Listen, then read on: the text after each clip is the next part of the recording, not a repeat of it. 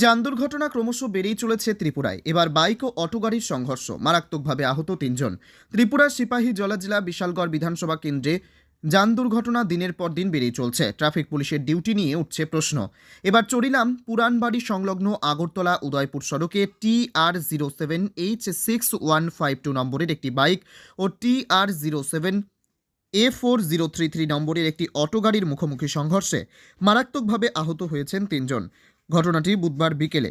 রক্তাক্ত অবস্থায় আহতদের উদ্ধার করে চিকিৎসার জন্য বিশালগড় মহকুমা হাসপাতালে নিয়ে যায় অগ্নি নির্বাপক দপ্তরের কর্মীরা।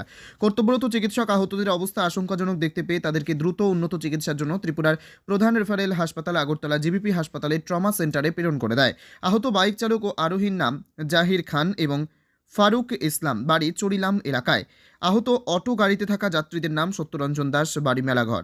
বর্তমানে আহতদের চিকিৎসা চলছে আগরতলা জিবিপি হাসপাতালে। ফায়ার সার্ভিস 3 জনকে নিয়ে আসে। তাদের হিস্ট্রি হলো তারা বাইক এবং অটোর মধ্যে সংঘর্ষ ঘটেছিল।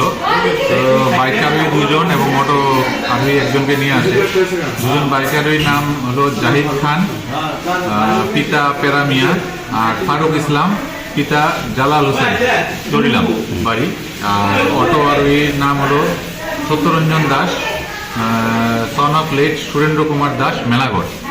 তো এর মধ্যে জাহিদ খান এবং ফারুক ইসলামের, জাহিদ খানের হাতে এবং কাঁধে চোট আছে, আর ফারুক ইসলামের মাথায় বেশ খানিকটা চোট এবং বা পায়ে চোট আছে, আর সত্যরঞ্জনের ডান হাতে চোট আমরা পেয়েছি।